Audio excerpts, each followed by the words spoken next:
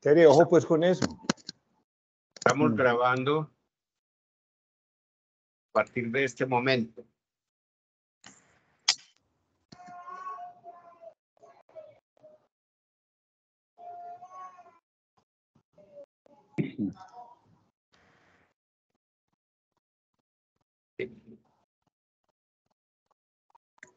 Para el día de hoy vamos que se encierren en la pieza a participar con mitos y realidades del ambientalismo y el cambio climático.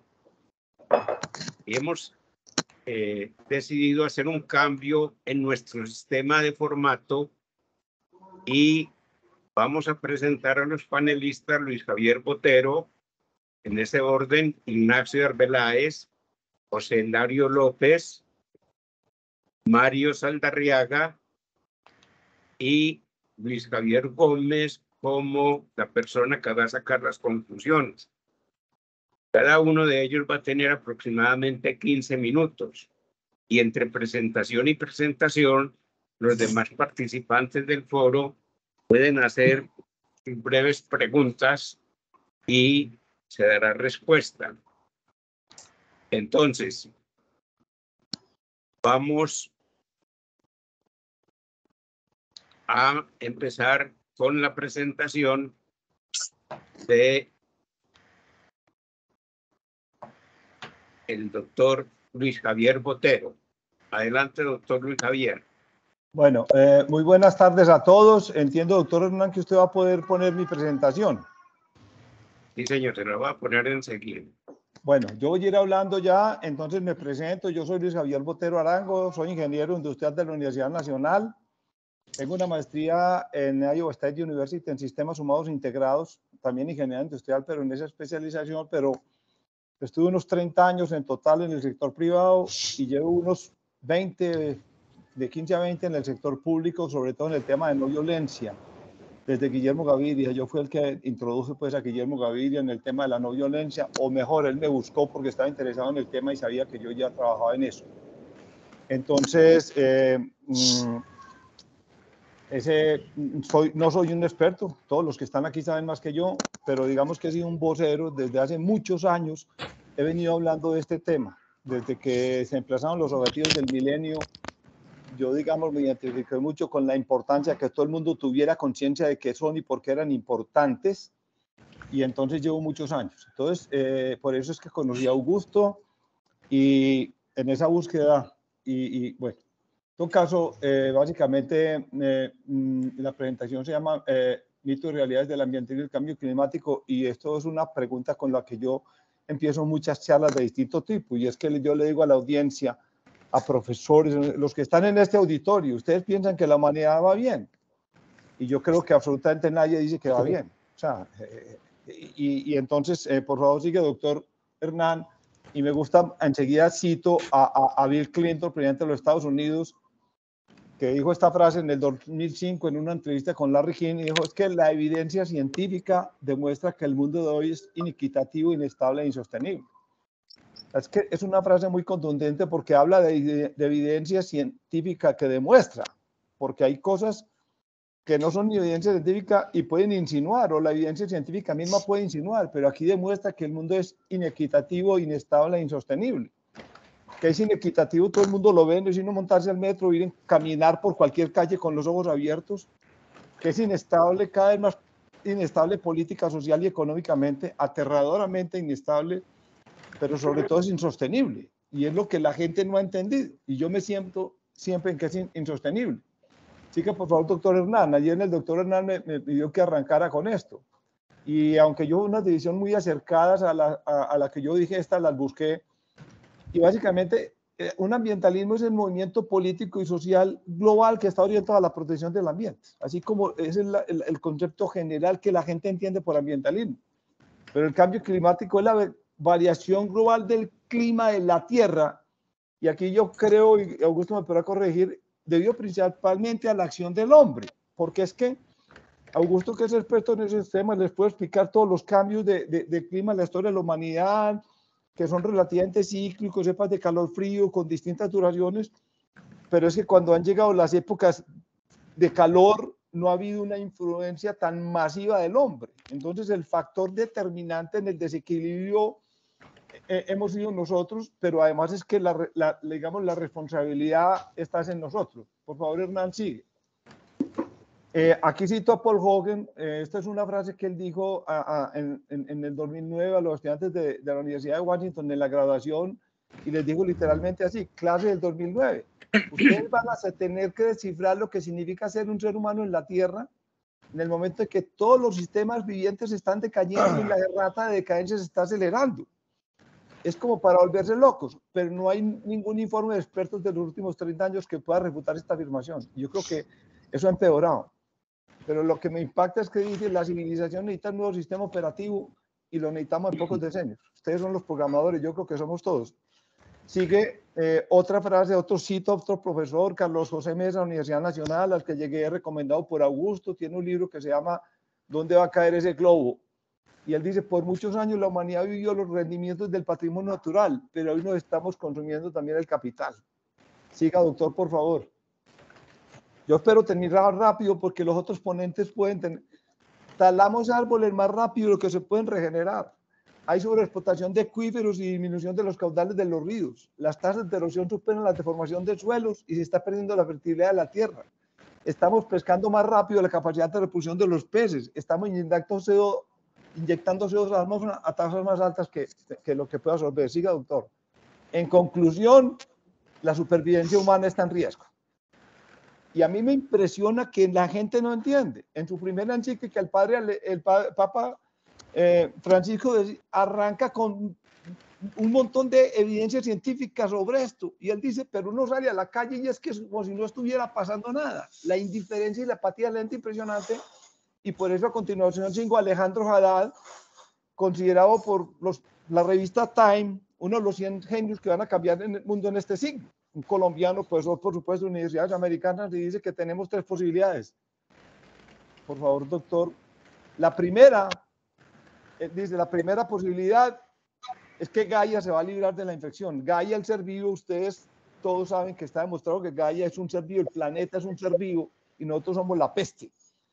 A mí me impacta mucho eso porque cuando yo tenía 10 o 12 años, a mí me hicieron entender que es que los insectos eran como un error de la creación. Los pesticidas, los fungicidas, eso había que acabar con eso.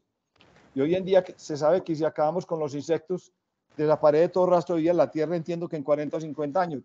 Pero si desaparecemos nosotros, que somos la peste, el planeta se recupera.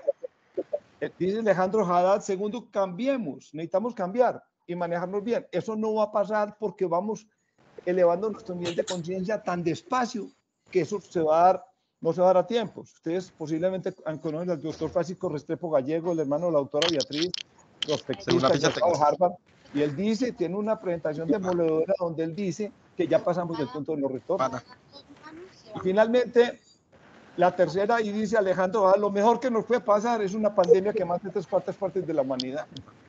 Porque si redondeando la cifra estamos en 8.000 millones, si bajamos a 2.000 millones, 2.000 millones de seres humanos no son capaces de contaminar a la velocidad que el planeta es capaz de regenerar. Es básicamente el argumento. Sigamos. Entonces, ¿cuál es el futuro? Entonces, el futuro es el probable, si seguimos como vamos, o uno de los posibles. Y ahí es donde el mejor posible sería uno planeado si pudiéramos tener una voluntad política. Entonces, pasamos, por favor, y entonces lleno a decir cuál es la solución. Esto lo saqué de un libro que se llama La ciencia política mundial de no matar, del doctor Glenn Page. El doctor Glenn Page, en su libro, por favor, si están hablando, que alguien apague el micrófono, dice que cómo se hace un mundo realmente que sea viable, y él dice que de esta manera tenemos que desarrollar las habilidades.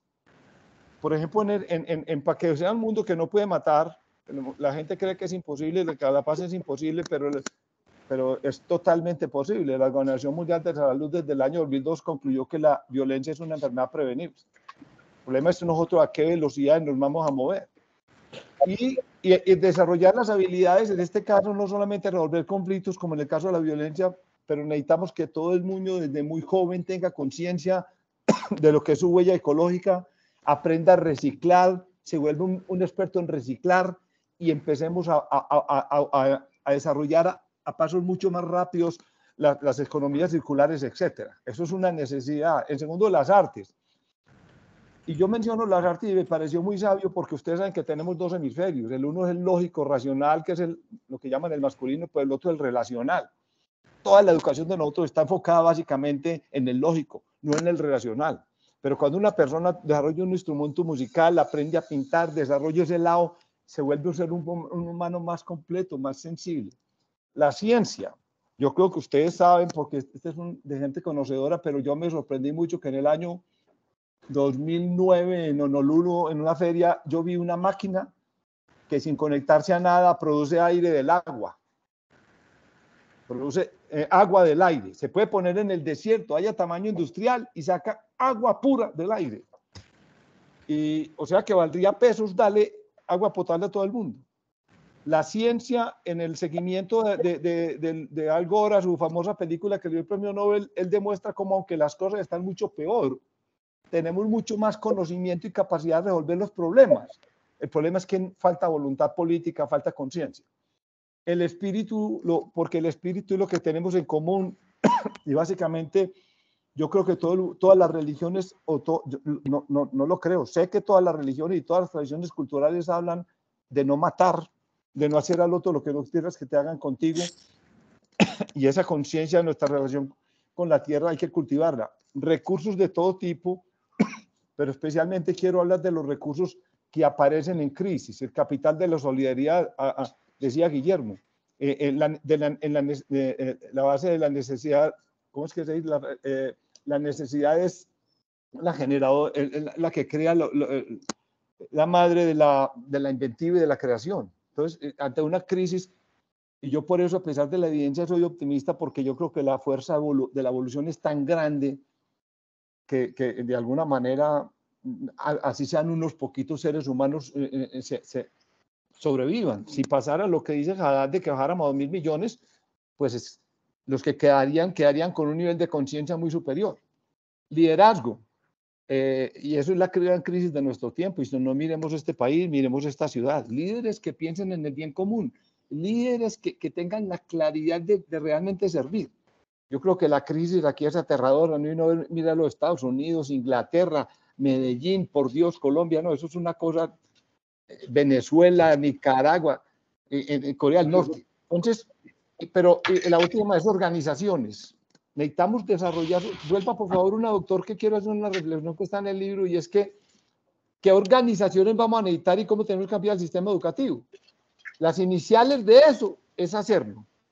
Las iniciales es hacerlo, necesitamos, pero Einstein decía que no se puede, miren las iniciales, es hacerlo. Simplemente yo lo organicé de una manera y lo traduje y cambié instituciones por organizaciones para que quedara la palabra hacerlo, porque yo francamente creo que es una cuestión de voluntad política. El problema es si seremos capaces de movilizar masivamente a las personas. Siga, doctor, que ya estoy terminando, en menos de 2 minutos termino. Einstein decía, absurdo es seguir haciendo lo mismo y creer que vamos a obtener resultados diferentes. Aquí es donde está el gran reto. ¿Qué vamos a hacer diferente? Y que no se puede resolver un problema con el mismo nivel de conciencia que lo generó. Yo me dedico a eso. Yo digo que yo trabajo elevando el nivel de conciencia, que la gente entienda la problemática de lo que está pasando, que es lo que nos viene. Y finalmente, siga, doctor, por favor.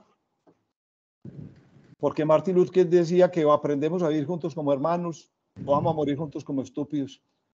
Y aunque hoy en día la evidencia parece mostrar que vamos a morir juntos como estúpidos, yo confío en la creatividad del ser humano y en la fuerza misma de la evolución para que salgamos adelante. Ese es como mi planteamiento inicial para que, por favor, mis compañeros avancen. Muchas gracias por escucharme. Perfecto, doctor Luis Javier. Muchísimas gracias por su cumplimiento de horario. Las personas que quieran hacer alguna pregunta al doctor Luis Javier pueden, a través de las reacciones, levantar la mano y yo les doy la palabra. Y aprovecho para saludar a todos los que se han venido, uniendo. Por favor, Marcial Calvo, adelante. Marcial Cardo, adelante con su pregunta. Hernán, buenas tardes. Gracias por la invitación que nos hiciste en el grupo de Transformando Realidades. Muy interesante el tema y gracias al profesor por la participación. Yo tengo una pregunta y es la siguiente. Yo entiendo y no podemos ser, primero no podemos ser ignorantes, no podemos ignorar el problema que hay a nivel global sobre el clima. Eso es una realidad y eso lo podemos ver nosotros mismos en nuestras ciudades. El poco cuidado que tienen los ciudadanos y la falta de cultura para cuidar el medio ambiente. Eso está claro. Pero por otro lado, nosotros también tenemos que ser conscientes y no podemos ignorar que la ONU, a través del instituto del IPCC, esta gente desde hace 12 o 13 años, ellos han acabado el mundo más de 3 veces con sus falsas predicciones. Entonces, yo sí quiero recalcar ese punto, que desde la ONU ellos abordan los problemas con unos intereses políticos que yo espero que conozcamos a profundidad y no nos engañemos, porque si bien es cierto, hay un problema de ecología y de medio ambiente, también hay una manipulación y una desinformación con fines políticos. Esta gente del IPCC, como les digo, sus predicciones desde hace 10 o 12 años, ellos decían que en los polos ya no iba a haber osos polares y esto iba a haber un deshielo de los polos. Y ahorita usted ve las estadísticas y es absolutamente todo lo contrario. La producción de osos polares se ha triplicado y hay más hielo ahora. Entonces ellos muestran imágenes de alguna foto, algún video específico de algún derrumbe de hielo y ya de ahí se agarran y dicen, no, mire, estos glaciares se están acabando. Entonces yo sí quisiera hacer esa claridad y resaltar esa parte para que tengamos el cuidado. Gracias. Yo quisiera que Augusto Velázquez, si quiere, César Augusto Velázquez responda por mí. César, a ver, usted que ha estado en eso y que hasta hace poquito era profesor y que maneja ese tema en Kirama, en la formación avanzada de dirigentes, ¿por qué no le contesta al señor? Hola, ¿me está oyendo? Sí. Bueno, César, yo no voy a tratar de ser muy diplomático, pero no estoy de acuerdo con esa participación última, porque el último informe del IPCC está basado en 25.000 publicaciones seriadas en revistas internacionalmente arbitradas, sin contar por lo menos otras 20 o 30.000 más, donde el calentamiento es un hecho, donde el derretimiento de polos está ocurriendo. Es solamente en un solo día. En el Polo Norte hubo un derretimiento en julio de hace 2 años, de una cantidad imprescindible. Hace 3 días, hubo el día más cálido sobre la Tierra en toda la historia. Esta semana, África está llegando a 50 grados. En Estados Unidos y Norte. Te fuiste, Augusto, te fuiste tu sonido, lo apagaste sin culpa, yo creo. Prende tu... Sí, ya. ¿Dónde iba? Que en Estados Unidos en estos días. Esta semana fue declarado el día más cálido en toda la historia de la Tierra, en tiempos medibles. Y no porque lo haya dicho un fulano y perano, sino porque hay termómetros en todas partes del mundo. El calentamiento que se está observando en el norte de México y en Estados Unidos está sobrepasando los 40 grados, 44 y se espera 46. En África se está alcanzando esta semana 50 grados casi. Esos no son mentiras ni cuentos. Hace 2000 años éramos 300 millones de personas. No teníamos toda esa cantidad de cabezas de ganado que hay ahorita, ni esa deforestación tan enorme, ni esa cantidad de incendios. Los incendios que vemos todos los años baten récords. Y en un solo incendio se puede quemar una extensión tan grande como Suiza, o como decir Costa Rica. ¿Y un incendio qué significa? Que las grandes reservas de gas carbónico que hay dentro de los árboles en sus raíces se destruye y van a la atmósfera. Y fuera de eso, esos elementos que son los que captan gas carbónico se eliminan del medio. Entonces, no podemos estar tratando de tapar con un dedo el sol porque no es así. ¿Qué está pasando con algunas multinacionales de autos? Están a punto de ser multadas porque sabían con sus científicos, porque los tienen, las multinacionales, de que el clima se estaba calentando, y sin embargo hicieron los tontos y así se quedaron, porque no querían mostrar ese daño tan grande porque la industria se iba a pique. Ahora les va a tocar recular a toda fuerza porque grandes empresas que están produciendo autos de otra clase, pues simplemente los va a dejar relegados en el camino, o caminan o caminan. Nomás pues Gracias, Augusto. Bueno, y así hay muchos Gracias, ejemplos César. para acabar en el camino, vamos hablándolos. Gracias, César. Profe César, muchas gracias. No, yo, digamos, yo quiero aclarar algo. Sí, adelante. Esos estudios, digamos, son muy precisos y sobre todo las evidencias que los equipos de medición tienen a nivel mundial, eso, o sea, no se puede discutir contra eso. Eso es una realidad que no podemos desconocer, eso está claro. Pero mi punto es el siguiente, es que la ONU tiene unos intereses políticos, ¿verdad? Y esos intereses políticos cabalgan independientemente de si el gobierno es de derecha o es de izquierda. Ellos tienen unos intereses políticos basados en la Agenda 2030 que son multidisciplinarios, y el clima y la ecología es uno de ellos. Entonces, una cosa es que la Tierra, porque también hay estudios donde muy históricos, de estudios milenarios, donde dicen que la Tierra tiene unos ciclos y la Tierra tiene un calentamiento que es normal, ¿verdad? También hay estudios de eso donde muestran que la Tierra tiene unos ciclos de calentamiento natural. Sí. Entonces hay científicos que también dicen que lo que está, digamos, la transición que está viviendo la Tierra en este momento es producto de su calentamiento natural.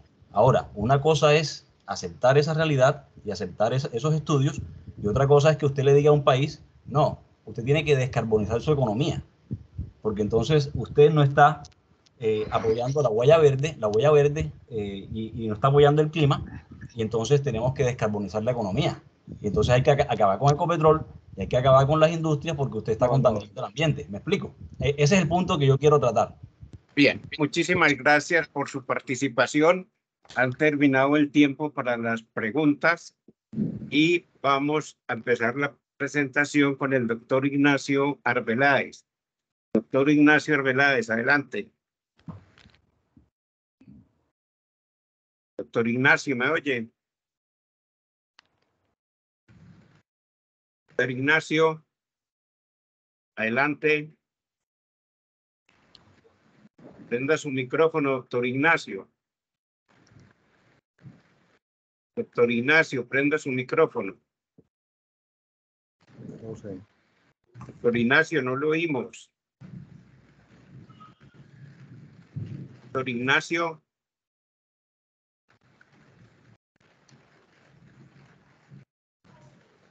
¿Alguien ve por ahí al doctor Ignacio? Sería que se nos salió. Llamémoslo por teléfono, a ver. Bueno, como el doctor Ignacio no está en este momento, entonces vamos a continuar con el doctor José Hilario. Sí, señor, a mí me están viendo y oyendo. Adelante, doctor José Hilario. Buenas tardes a todos, pues yo no soy tan catastrofista ni tengo soluciones para el cambio climático, que yo prefiero llamar cambio global. Yo creo francamente que la humanidad está en este momento afrontando uno de los problemas más serios que ha tenido que resolver en toda la historia humana.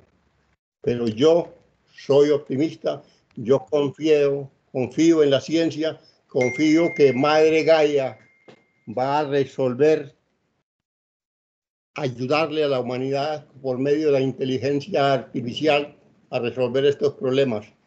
En estos momentos estoy terminando de leer y estudiar mejor, trabajar, como dicen los escritores, este libro de Alex Einstein, que es un filósofo primero que todo y después un experto en energía.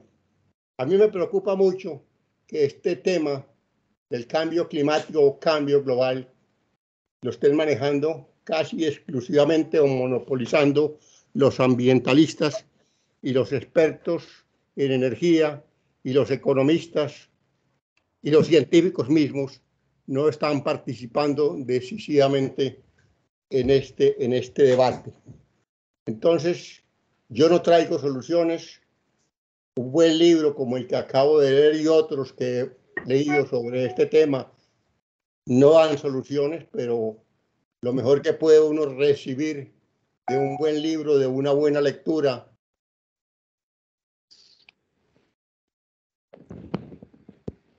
Doctor, se quedó quieta su imagen. Adelante, doctor. Doctor, se quedó quieta su imagen. Doctor José Hilario, ¿me escucha?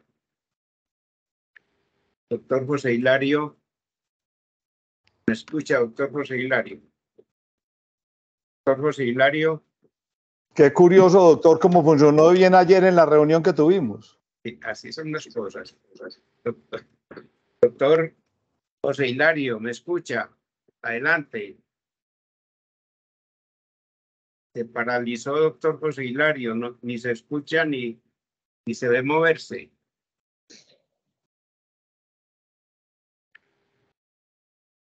Sí, señor.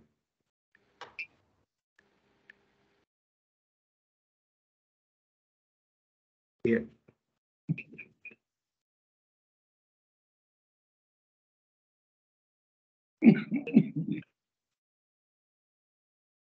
Perfecto. El doctor José Hilario está en medio de una tormenta, se apagó la luz y se le apagó el computador. Va a bregar a ver si logra entrar. Muy apropiado, ya que estamos hablando de cambio climático.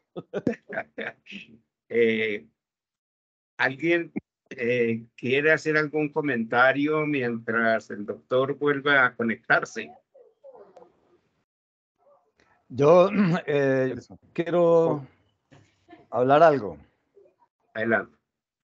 Bueno, es que antes de que él llegue, desgraciadamente no estaba, pues él dijo que los científicos no están participando y que solamente es la ONU por intereses políticos los que están tratando de resolver el asunto.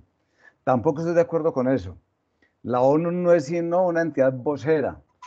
El panel intergubernamental de cambio climático está hecho por científicos, no por políticos, no por economistas, no por administradores, no por gente de la calle. Es gente de ciencia toda, que está dedicada a publicar y a investigar. Y todo eso se canaliza a través de esa entidad, porque si no todo sería un caos. Si así da lidia que funcione, ¿qué tal que cada uno por su lado tratara de resolver las cosas? Tiene que ser así, porque solamente una entidad de ese poder puede llegar a tener soluciones o ayudar al menos a llegar a una solución más pronta. Sí. Jaime, por favor, adelante. Sí, mira, yo quisiera comentar sobre esto. Yo soy Jaime Millán. Yo tengo un doctorado en hidrología. Se te fue el sonido, apagaste el micrófono, Jaime. Hundiste el micrófono, está apagado, lo apagaste sin culpa, tienes que volver a prender. Jaime, por favor, prende el micrófono, Jaime. Sí. Ahí, ya, volviste. Otra vez apagó. Otra vez ya apagó.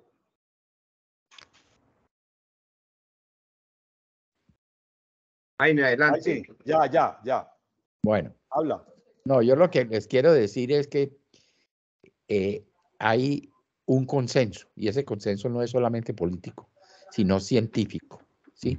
En este momento ya nadie duda del problema del cambio y de que es más, casi los únicos que dudan son algunas personas que son financiados por las compañías petroleras o alguien, pero nadie duda seriamente a nivel mundial que el cambio se produce por la actividad humana y por los aumentos tremendos en las concentraciones de CO2.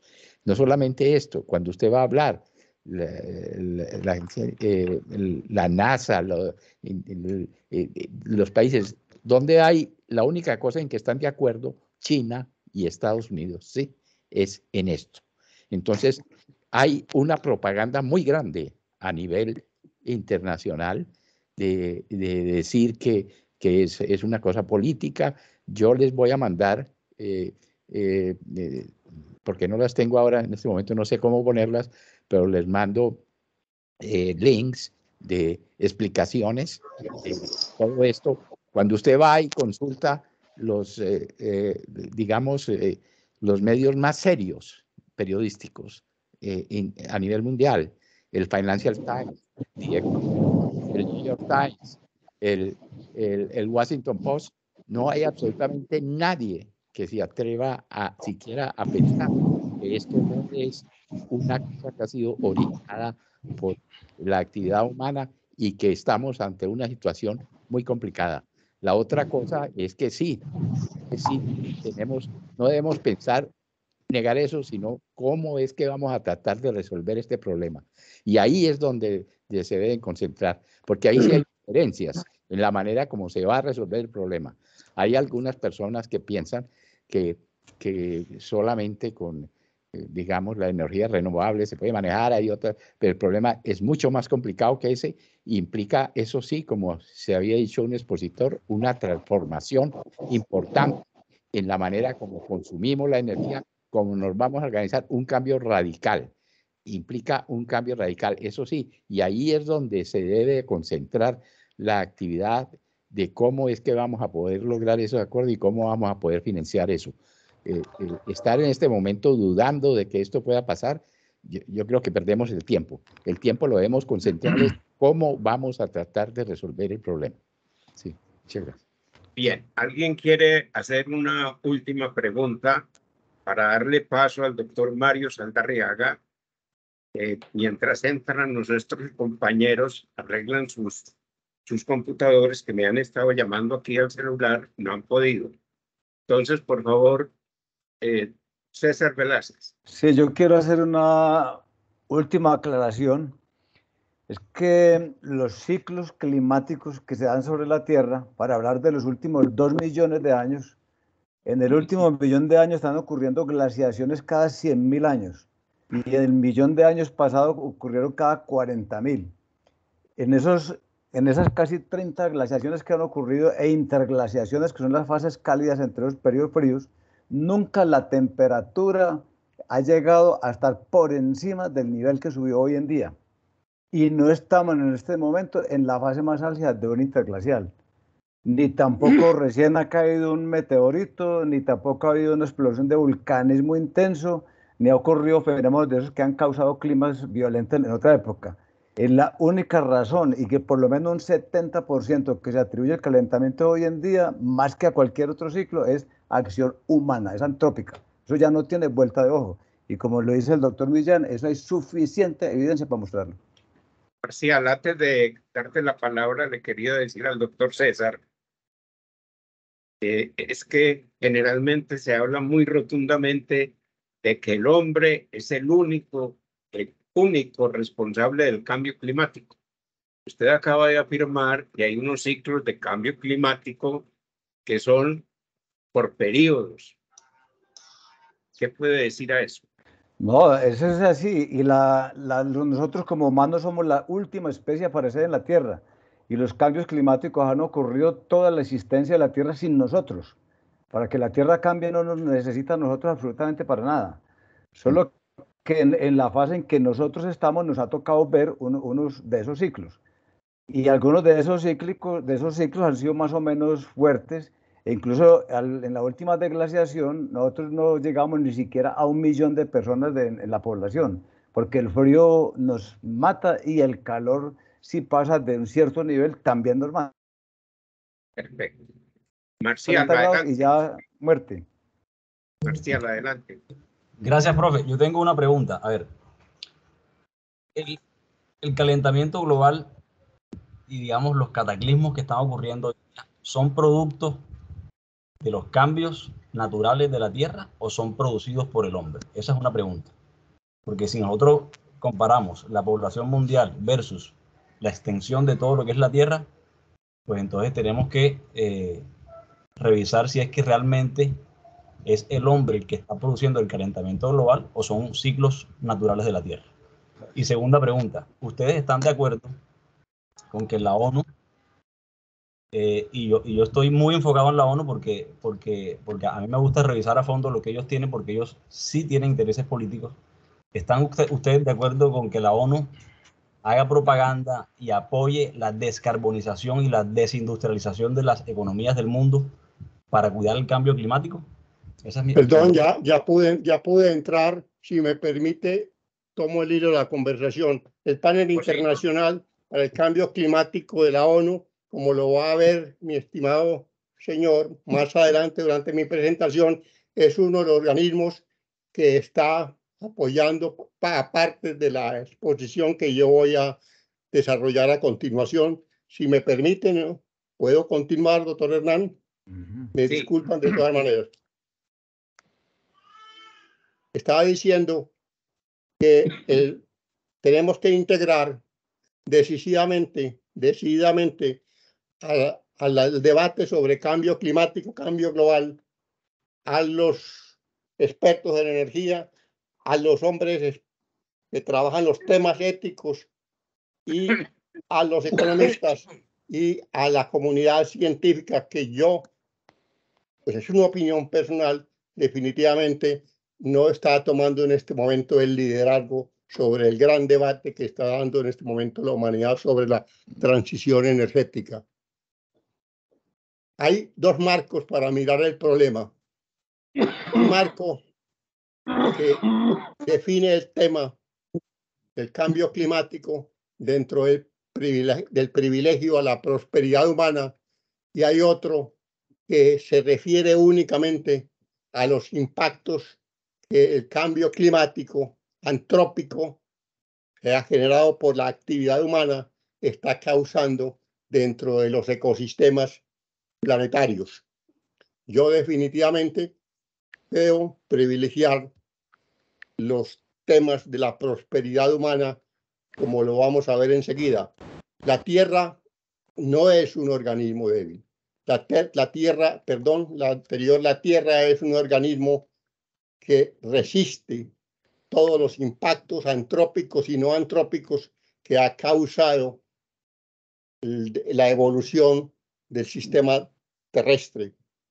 La vida humana se ha consolidado gracias a los impactos antrópicos. Si los primeros homínidos no hubieran aprendido a utilizar herramientas, la raza humana, nosotros no estaríamos en este momento habitando este planeta. Desde que el hombre, los homínidos se bajaron de los árboles, empezaron a impactar con sus herramientas para construirse unas defensas, para defenderse de un medio ambiente hostil, etcétera, etcétera. Privilegiar los efectos colaterales del CO2, que es una evidencia, que se reconoce.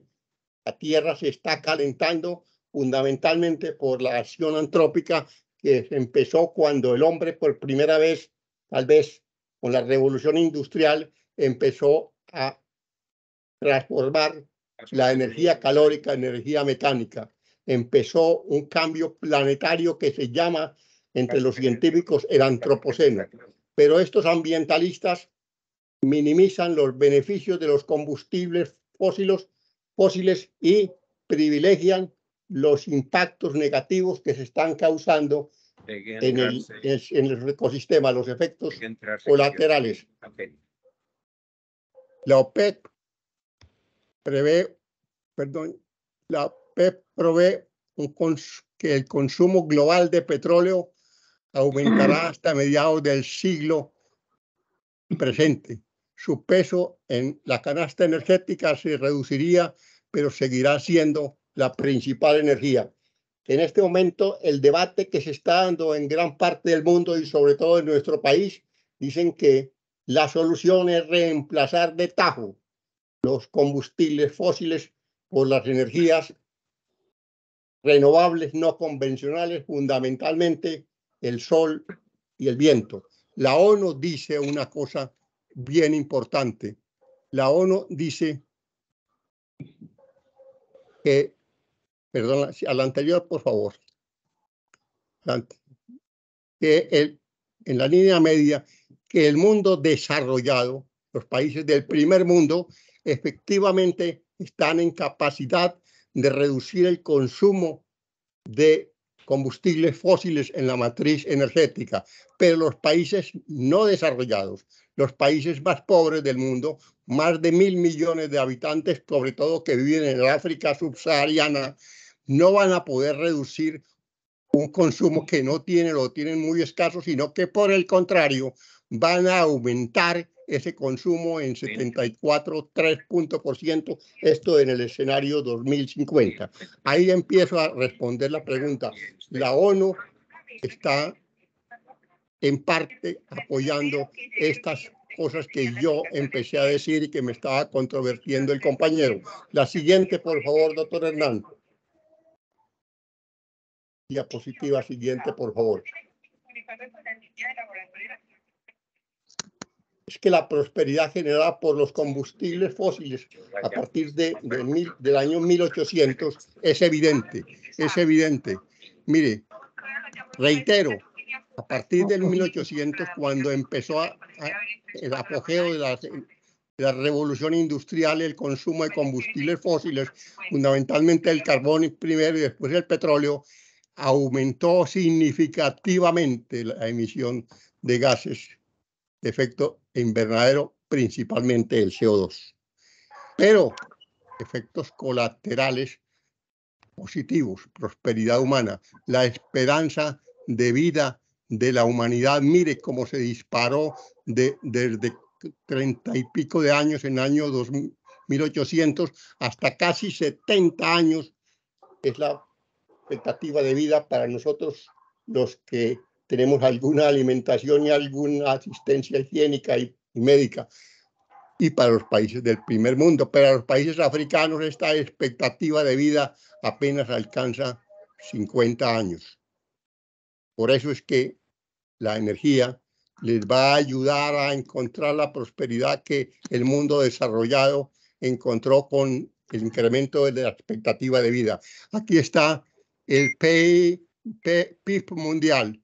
Vea cómo estaba hasta el año 1800 y por efecto de los combustibles fósiles, la revolución industrial, mire cómo se disparó el PIB mundial y mire cómo la población mundial se disparó.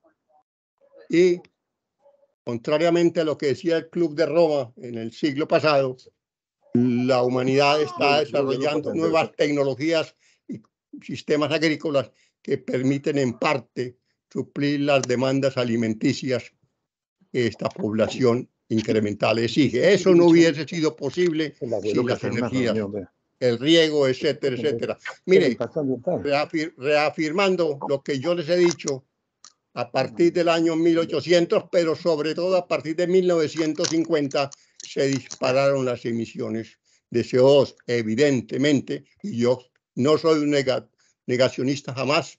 El CO2 producido por la combustión de los combustibles fósiles fundamentalmente ha elevado las emisiones de gases de efecto invernadero. La siguiente, por favor. Doctor Hernán. La siguiente diapositiva, si es tan amable. Ahí está. Mire lo que dice la Autoridad Ambiental de los Estados Unidos. La calidad del aire en los Estados Unidos ha mejorado significativamente en todos estos indicadores, en contenido amoníaco, en partículas en suspensión, en dióxido de azufre, en óxidos, excepto en CO2 en la atmósfera. La calidad del aire en los Estados Unidos ha mejorado, doctor Millán, usted que vive en el país del norte, excepto por el CO2, y no solamente para ellos, sino para toda la humanidad. Siguiente, por favor. Los requerimientos de carbono, neutralidad en 2050. Acaba de publicarse un trabajo bien importante del Centro Regional de Estudios de Energía 2020. Es un grupo de expertos que trabaja bajo dirección de Tomás González, el ministro de Minas y Energía, hay otros expertos como Ángela Cadena, y le hacen estas recomendaciones al gobierno nacional para que mire y revise lo que está tratando de hacer con sus políticas de transición energética, primero que todo orientada a la supresión de las exploraciones de petróleo y la política antiminería del carbón. Para llegar a la carbono neutralidad en 2050 o siquiera a tener 51% en el 2030, como se ha comprometido el gobierno nacional, no este compromiso viene del gobierno anterior, se necesitaría, dice el centro regional, que se necesitaría multiplicar por 5 veces la capacidad de producir energía de bajas emisiones. Es decir, producir energía con base en el sol y con base en el viento, porque ni siquiera mencionan la energía hidroeléctrica, que es una energía limpia, ni siquiera se refieren a la energía nuclear, que es una energía que se puede producir limpiamente. Segunda recomendación que le hacen al gobierno nacional, actual gobierno nacional, es duplicar la disponibilidad de gas natural. En este momento estamos ante la prohibición del fracking, ni siquiera el fracking de los pozos pilotos para investigar si es posible en determinada región o zona hacer esa explotación sin atentar contra los acuíferos que existen. Ni siquiera permitieron investigación. Acabamos con las posibilidades, por lo menos durante este gobierno, del fracking, mientras los Estados Unidos está haciendo fracking. Mediante fracking se volvió de ser un país importador de petróleo a ser uno de los principales exportadores de petróleo del mundo. Lo está haciendo Inglaterra y lo está haciendo gran parte del mundo, sobre todo en la Unión Europea, y nosotros extrañamente prohibimos la investigación para ver si era posible hacer fracking. Otra recomendación, asegurar la adopción oportuna y a gran escala de tecnologías eficientes y bajas en carbono en todos los sectores, especialmente en el transporte. El transporte es el primer agente productor de gases de efecto invernadero, CO2. Cuarto, asegurar pleno financiamiento de las nuevas inversiones de oferta y demanda. Quinto, construir relaciones de confianza entre comunidades, gobierno y empresas. Todo lo contrario de lo que está ocurriendo en este momento en el país. Hay en este momento temor en los inversionistas por una política anti-desarrollo de la infraestructura que ha adoptado y anti-energía que ha utilizado y está poniendo este gobierno. Ponerle un precio al carbono consistente con las metas de mitigación y eliminar los subsidios a los combustibles fósiles. La siguiente, por favor. La siguiente. Séptimo, asegurar la cobertura plena y asequible de energía, así como su uso eficiente para toda la población. Asegurar la transición productiva de los grupos vulnerables que pierden con la transición energética y que supone generación de nuevos empleos.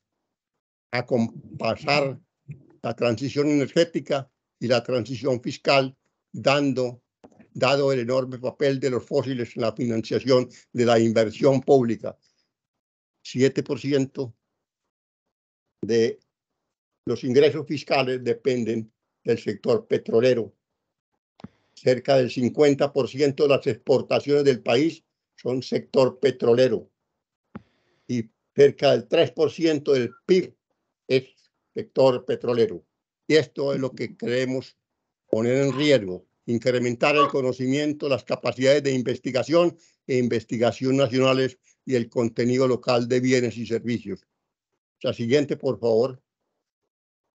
En este momento, yo no tengo soluciones, como creo que todavía no hay soluciones, pero yo soy un hombre que creo en la ciencia, creo que la ciencia traerá para la humanidad soluciones como lo han dicho científicos iluminados como el doctor Lovelock en su último libro que se llama El Neoceno. Finalmente, en este libro que escribí hace unos 3 años, bajo el auspicio de la Universidad Nacional y que se encuentra en el receptorio de la Universidad Nacional, y quienes estén interesados les puede enviar un PDF a través del doctor Hernán, planteo algunas soluciones. La principal solución es que el cambio que tiene que hacer la humanidad si quiere sobrevivir, no destruir el planeta. Nosotros no vamos a destruir el planeta ni vamos a destruir la vida en el planeta. Seguramente si continuamos como vamos nos destruimos nosotros, pero hay algunas recomendaciones que han hecho los expertos. Primero que todo, el cambio empieza por nosotros. Hay que reducir consumos superfluos para cada uno contribuir a salvar nuestra vida en el planeta. Muchas gracias. Muchas gracias, doctor José Hilario. Entonces abrimos unos 15 minutos para preguntas. ¿Quién quiere preguntar? Puede indicarlo levantando la mano. Yo, Adelante, Hernán, Augusto Bernollar desde España. Sí, bueno, está escuchando a todos y para todos el máximo respeto. Sabes, Hernán, y saben ustedes, yo no he querido intervenir mucho en este tema porque no estoy seguro al 100%, de dónde se encuentra la realidad exactamente, ¿no? Entonces les he escuchado a todos y bueno, sigue habiendo siempre las mismas dudas. Entonces yo, por un lado, la opción es la opción personal, ¿no? La opción personal significa que por lógica hay cosas que no funcionan, hay cosas anormales. Estar cortando el Amazonas es una normalidad, ¿no? O estar yendo, pero hasta el límite, por ejemplo, de estar moviendo un coche de 1000 kilos con una persona de 70 es un absurdo completo, ¿no? En este sentido, está claro, como decía San Agustín también, ¿no? Por si acaso, hay que creer en Dios por si acaso existe, por si acaso es verdad, ¿no? Pues esto es igual. De alguna forma hay que colaborar con el movimiento ecologista por si acaso es todo real.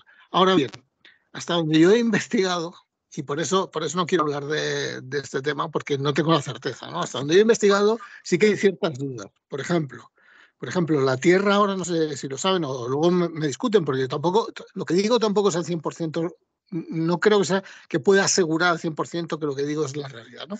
Pero más o menos de gente de confianza. Por ejemplo, la Tierra ahora es más verde que hace años. Es decir, vista desde el espacio, es más verde que hace tiempo, y eso es por el CO2. También es verdad que el tipo de verdor parece ser que es un metabolismo distinto, porque se está dando más el metabolismo del carbono C3 más que el C4. Es decir, hay más matorral, está cambiando el metabolismo de las plantas, hay más plantas, el tipo de respiración, ¿no? Por ejemplo, entonces sí que es un indicio de que se está elevando la temperatura.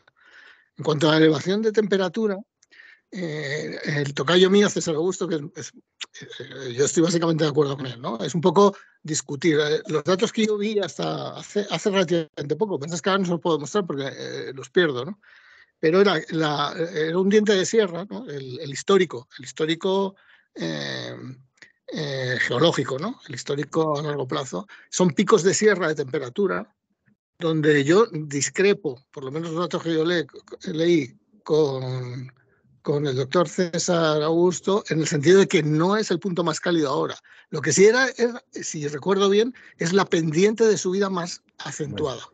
Es decir, el pendiente de sierra, que eso indica que lo que está ocurriendo es una suma de un efecto natural a un efecto del humano. Es decir, es la pendiente lo que era lo más acusado, ¿no? Y luego, no sé, otro compañero estaba diciendo, bueno, la realidad es que sí que hay otras ideas en la ciencia. Lo que pasa es que es una de las cosas que a mí, por ejemplo, me preocupan, que este tipo de ideas discrepantes no tenemos acceso a ellas. Ahora sí que les puedo subir ahora, por ejemplo, un enlace de un montón de científicos italianos que lo que discuten no es la subida de temperatura, lo que dicen es que es un efecto completamente natural. Ese enlace sí se lo puedo...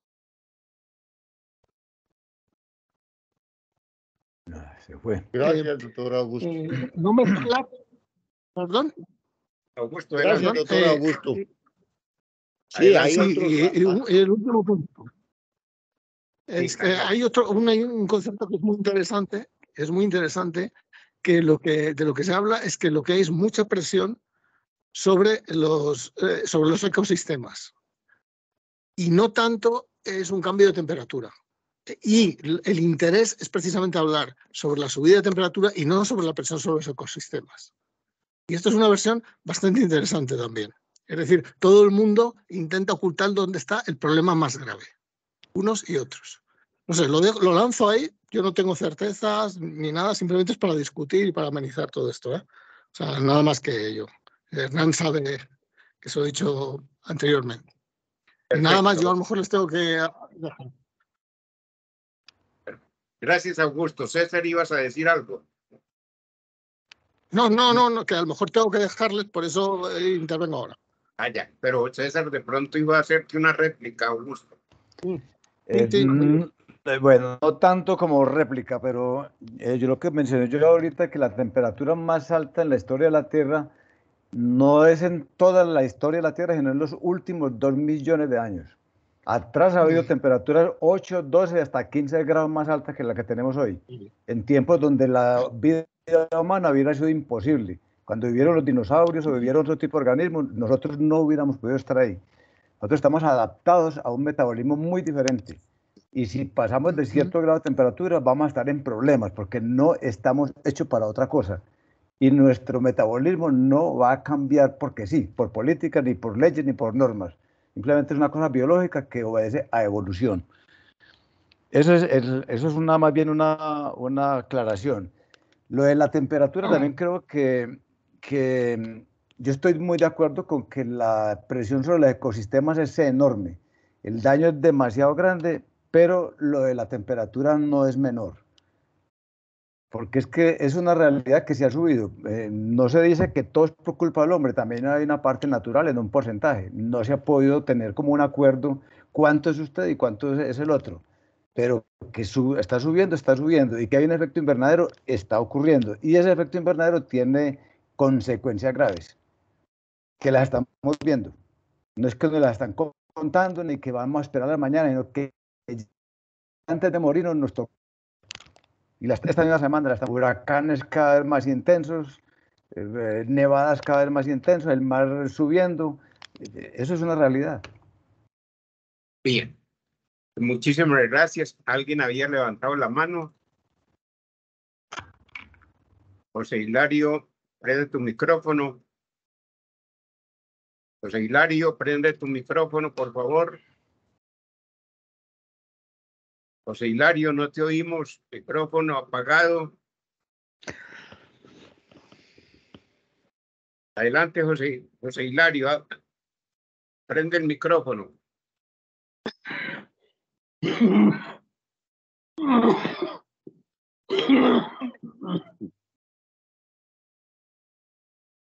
Prende el micrófono, José Hilario. Bien, entonces vamos a dar la oportunidad de participar enseguida al doctor Mario Saldarriaga y dejamos entonces un campo de preguntas para más tarde. Adelante, Mario, doctor Mario. Perfecto, Hernán. Voy a empezar. No olvides presentarte, no olvides presentarte. Soy Mario Saldarriaga, ingeniero administrador de la Universidad Nacional, Escuela de Minas de Medellín. Y mi actividad y mis intereses funcionaron mucho tiempo y casi toda mi vida alrededor del campo. Esa es la razón por la cual yo me inspiro. De manera que el sabor de este trabajo ha sido orientado a este caso. No significa que no tenga disciplina de trabajo a nivel industrial, porque lo tuve durante varios años. De todas maneras, la parte que a mí me tocó el corazón fue el campo, sobre todo en Colombia, el campo. Bueno, el calentamiento global. El calentamiento global es un fenómeno natural real, que podríamos decir posee dos componentes. El primero es un macrofenómeno natural que se dan en el planeta como consecuencia de su evolución natural. Sabemos que hace unos 10.000 años antes de Cristo, el planeta terminaba de salir de su última era glacial. El diluvio, posiblemente uno de esos fenómenos consecuentes, tal vez producto del deshielo de algunos glaciares, generando grandes inundaciones que afectaron profundamente a la vida de la época y que trasciende hasta nosotros a través de la historia de Noé como un castigo de Dios por la maldad del hombre. Otro aspecto es el tema del planeta como medio natural de la vida. Sabemos que los suelos que soportan la vida de los bosques, de la agricultura sostenible, están saturados de una vida de vida hasta profundidades de unos 25 a 25 a 30 centímetros o más. Esta vida sustenta los bosques, las plantas en una actividad de intercambio que les permite a estos sustraer del suelo los nutrientes y el agua necesario para construir y desarrollar sus tejidos. Luego las hojas secas caen al suelo, donde se descomponen y se inicia un nuevo ciclo. La vida del suelo asimila grandes cantidades de CO2 para conformar los organismos de una ingente población microbiana. La destrucción del bosque y la adopción de sistemas agrícolas masivos que destruyen los suelos desertificando las regiones hacen que grandes cantidades de CO2 regresen a la atmósfera terrestre, generando el consabido efecto invernadero. El otro componente del cambio climático se refiere a los efectos de la actividad humana, la cual se desarrolla en la actualidad a lo largo y ancho del planeta de manera casi anárquica. Esa actividad deja obviamente sus huellas en el medio ambiente intervenido, lo que se expresa en más CO2 desprendiéndose hacia la atmósfera. El incremento de la temperatura por esos motivos detona el desprendimiento de otro elemento de efecto invernadero igual de poderoso, el etano, que es un gas que se desprende del permafrost descongelado, igual que de las profundidades del mar. Es de notar que no es la primera vez que ocurre, ya que en anteriores procesos climáticos jugó un papel primordial en la extinción masiva de vida. La adopción de procedimientos no amigables con el ambiente para producir la energía requerida para mover el inmenso parque industrial actual y la adopción de combustibles fósiles para mover la carga y las personas que van al trabajo, a la casa, a la escuela, igual que industrias como las del plástico, que no se descomponen, tienen un impacto directo en la contaminación global, en el desarrollo de la vida en el mar y en los ríos y, por supuesto, en el calentamiento global. Por desgracia, los conflictos de intereses inmediatos, la desinformación y la información tendenciosa hacen su agosto y la gente está cada vez más lejos de poseer una conciencia clara de lo que es el cambio climático. Pero no todos son malas noticias. La llamada economía circular empieza a aportar soluciones importantes al problema, entre otras cosas, por ejemplo, en el aprovechamiento de los desperdicios de plástico en aplicaciones útiles como el forro de los cables eléctricos. Frente a tan importante reto, lo cierto es que la sociedad humana no ha conseguido darle una solución masiva y concertada a semejante problema. Los medios de comunicación aterrorizan a su clientela con multitud de noticias trágicas de todas clases, donde se generan más incertidumbre y temor que otra cosa, donde entran a jugar un papel importante fenómenos naturales frente a los cuales el ser humano no puede ejercer ningún control, como los movimientos de la falla de San Andrés y de la caldera de Yellowstone, accidentes de toda índole e inundaciones, etc. Así, el público permanece en shock, desconcertado, sin lograr sacar nada positivo de la información. Así quienes tienen el papel de comunicar no lo hacen, sino que se incumplen consignas destinadas a sembrar la incertidumbre, el miedo, para dejar el camino abierto a los abusos de los poderosos, quienes se benefician de la información tendenciosa. Definitivamente parece evidente que la tarea de formar opinión pública y promover positivamente la acción ciudadana ha sido olvidada o ha pasado a un segundo plano en la conciencia del informador. Los occidentales estamos olvidando el origen de los móviles de nuestro trabajo, de nuestra vida, que concretan nuestras responsabilidades como humanos que somos frente al resto de la especie.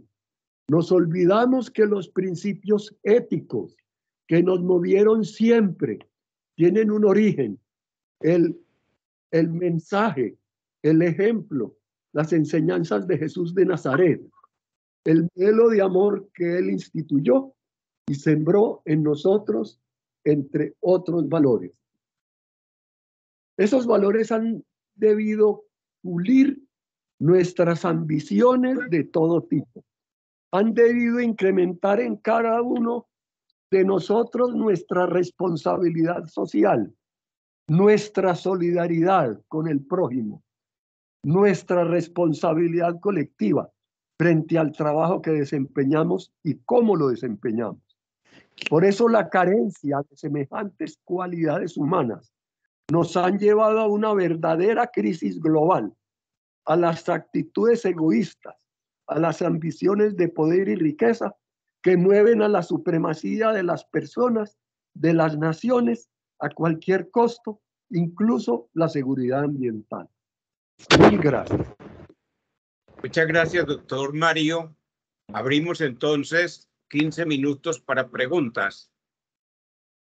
Quien quiera hacer alguna pregunta, por favor, levantar la mano. Hernán, Ignacio. ya estoy aquí. Bueno, tan pronto terminemos esta parte de preguntas, te doy la palabra. ¿Alguien quiere formular alguna pregunta? José Hilario. Adelante, José Hilario. Pues yo quisiera apoyarme en el doctor Jaime Millán, que es uno de los hombres que trabaja los temas de energía, porque él de pronto nos puede no dar soluciones, sino orientar la discusión, porque el calentamiento global es un hecho cierto.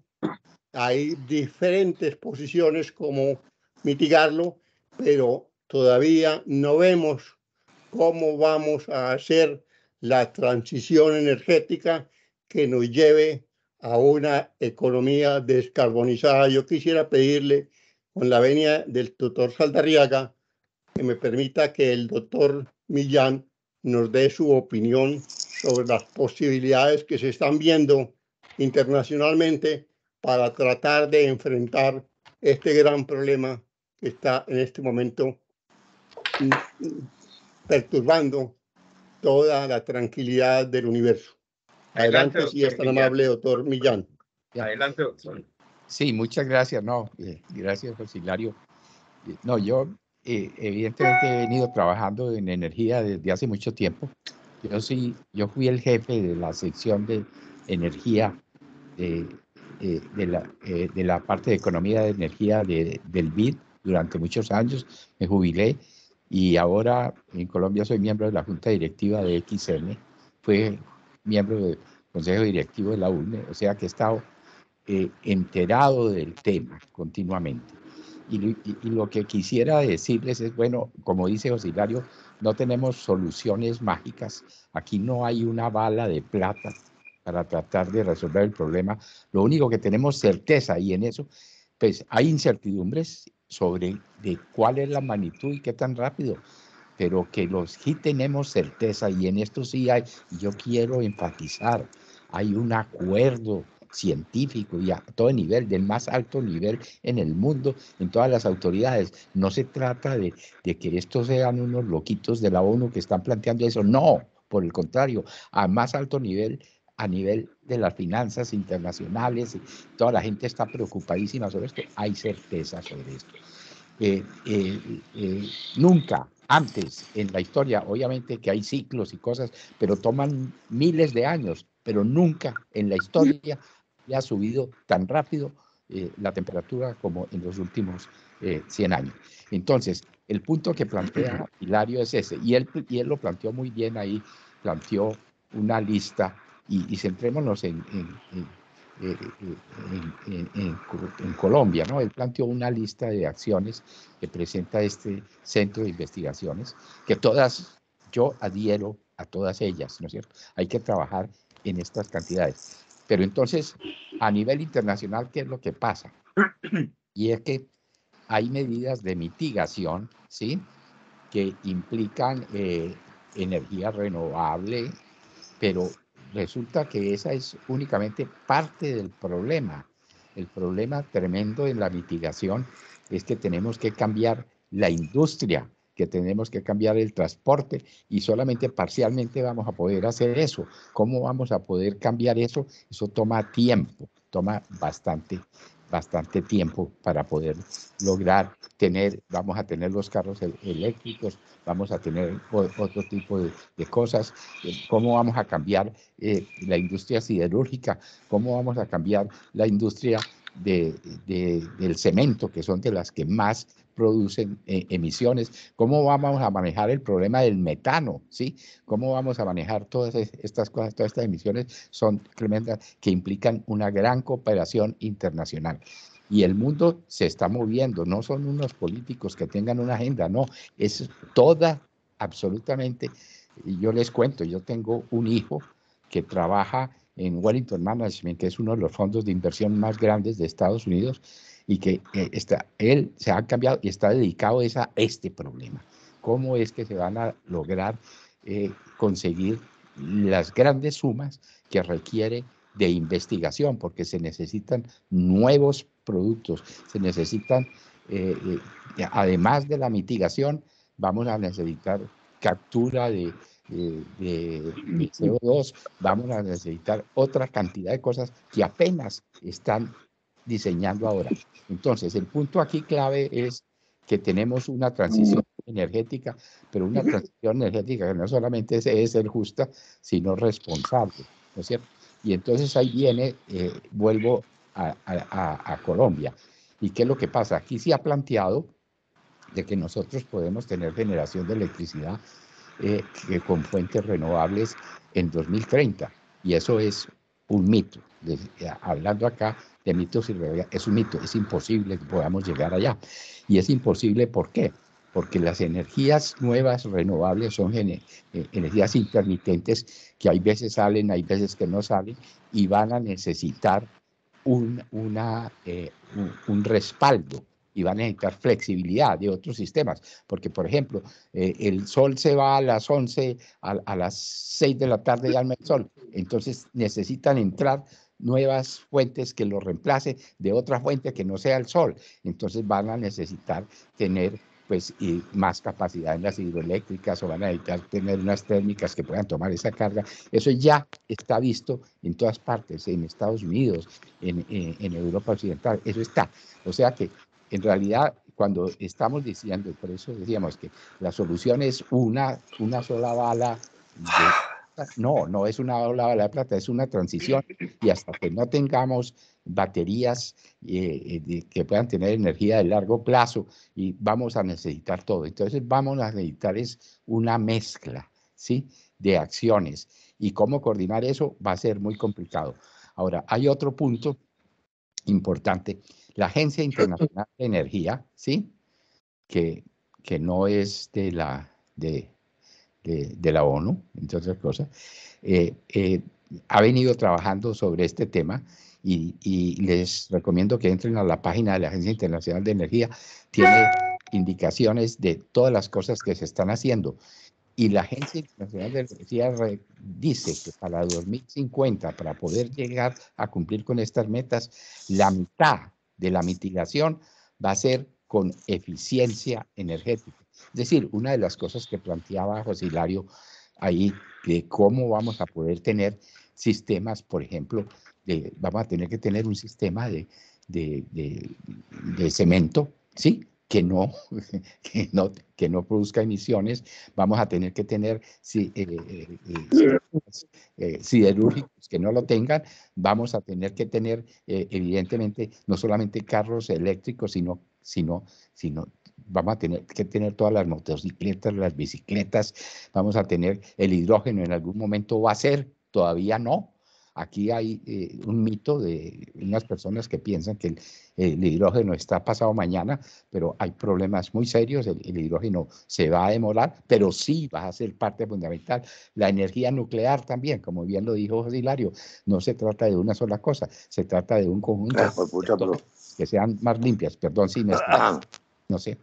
Entonces, el resumen es: no se trata de ver si nos vamos a calentar o no, o si es el hombre o no. Se trata de ver cómo vamos a manejar el problema de la manera que tampoco acabe con las economías, como en este momento se está presentando o se propone al país, que dejemos de explorar petróleo y gas, que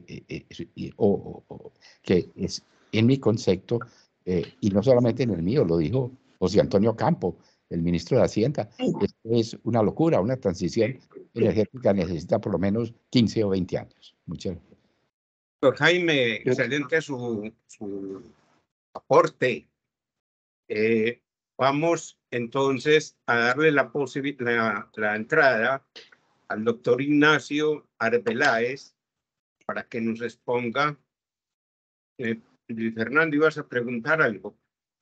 Adelante, Luis Fernando.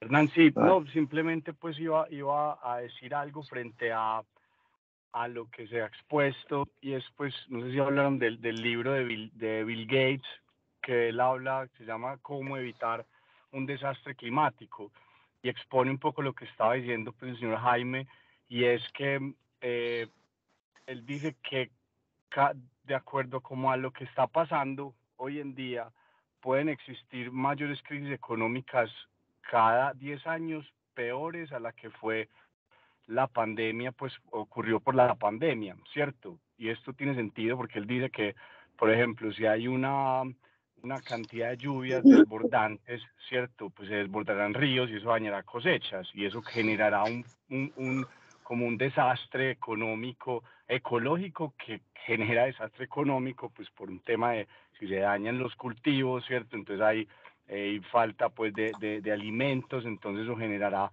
incluso cada 10 años, si no se mejora como esa situación, desastres económicos iguales o peores que la pandemia, como por decir eso. Y frente a, él exponía como el ejemplo frente a qué hace un país entonces, los países frente a eso, ¿cierto? Entonces él decía, pues hombre, aquí lo que importa son, digamos, las grandes potencias que tienen que estar preocupadas por eso.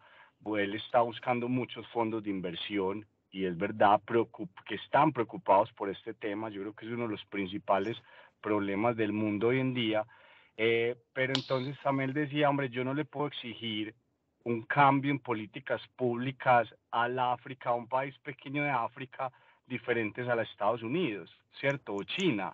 Entonces, primero ustedes, países en África, preocúpense por un tema más de alimentos en sus niños, ¿cierto? Educación, que eso pues sea lo más importante. No se preocupe, o sea, el tema de clima o el tema ambiental sí debe ser un problema de todos, pero ustedes tienen que buscar eliminar problemas buscar eliminar problemas más importantes que ese. Entonces lo mismo uno lo traería a Colombia, ¿cierto? Hombre, sí, podemos ayudar y debemos hacer cosas para mejorar como ese impacto, pero no puede ser una política pública como en primer lugar, porque tenemos que resolver muchos otros problemas que pues nuestro impacto en el mundo sería el 0.00 algo % versus pues a otros países que se le exigiría como eso. Esa era como una cosa que quería como decir. Muchas gracias.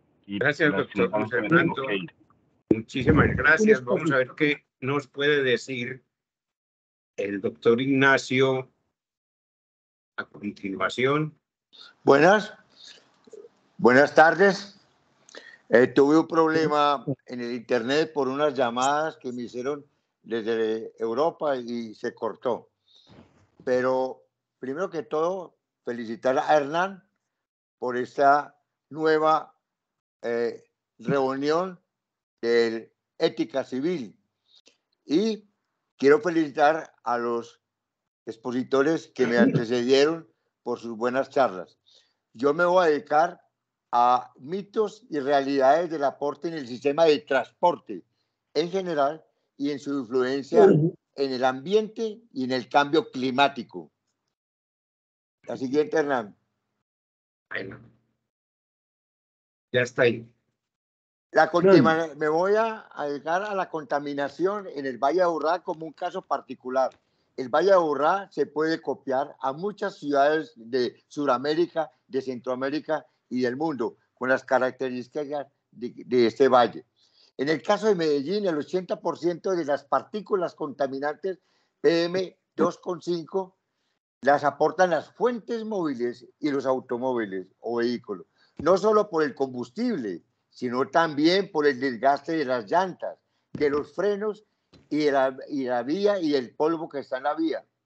Estos episodios de contaminación atmosférica pueden tener graves efectos en la salud humana, por lo que su atención debe ser priorizada tanto por las administraciones municipales como por la ciudadanía en general. Dentro de las fuentes móviles, los camiones y volquetas son la principal fuente de esta contaminación y juntos emiten el 51% del total de las partículas M2,5 del Valle de Aburrá. A estos le siguen increíblemente las motos de 4 tiempos, que emiten el 13%, y los buses emiten el 8%. Es un mito que dicen que los buses son los que más emiten. No, son los camiones y todo. Y los autos particulares, el 6%. Entonces uno dice, ¿para qué un pico y placa para mantener el 6% controlado cuando el 51% está contaminando realmente y las motos? Un bus diésel emite 1,1 kilogramos de dióxido de carbono, el CO2, por kilómetro recorrido. Pero si tomamos 10 buses al azar y que recorran 2.500 kilómetros de recorrido, producen, si fueran diésel, 4,6 toneladas para recorrer esos 2.500 kilómetros. O si son híbridos, entre diésel y gas, 3,2. Y si son eléctricos, el 0%. Entonces, ahí hay en este último eléctrico, hay una realidad. La siguiente. Según la información de la Secretaría de Movilidad de Medellín, el parque automotor que circula en el Valle de Aburrá, sumado carros y motos, es de 1.465.000. Es aquí en el Valle de Aburrá. El índice promedio de vehículos por cada 1.000 habitantes en América Latina es de 10 vehículos y en el país es de 5. Es un dato del 28 de enero de este año. Según las cifras del RUT, el Parque Automotor Colombia dejó ver que 16 millones de vehículos registrados, el 59% son motocicletas, o sea que ya superan a los carros. Es decir, 9,5 millones según Andemos. En Colombia transita un total de 768.000 taxis en Bogotá. Transitan 137.000 y en Antioquia 122. O sea que los taxis en Antioquia son casi iguales a los que transitan en Bogotá. Pero hay 768.000 taxis. Ahora, las plataformas tecnológicas de movilidad dentro del año 2015 fueron legalizadas por el Congreso mediante la ley 1753 y se le dieron 6 meses al Ministerio de Transporte para que lo reglamentara. Lo que es ilegal, ojo, lo que es ilegal es las APP presten servicios no autorizados de transporte en vehículos particulares y motos. Pero la ley está legislada. Eso es una realidad y es un mito que creemos que eso es malo. El rol de la UME en el transporte y la movilidad, ahora escuchaba de la UME hablar, que es la Unidad de Planeación Mineroenergética de Colombia. Es una entidad en Colombia que se encarga de la planificación y gestión de los recursos energéticos del país. Aunque la UME no tiene un rol directo en el transporte y la movilidad sostenible, su labor se relaciona indirectamente mediante acciones como la planificación y promoción de infraestructuras. 2, la formulación de políticas y estrategias que fomenten la adopción de tecnologías de cero y baja emisiones. Y tercero, la UME hace una evaluación del impacto energético y ambiental de proyectos de infraestructura orientados al transporte. O sea que hay una realidad de que la UME está inquieta por ese problema. La siguiente. La contaminación que nosotros vemos en las carreteras es esta. Esa la tomé yo esta semana que iba para la finca en la Siria.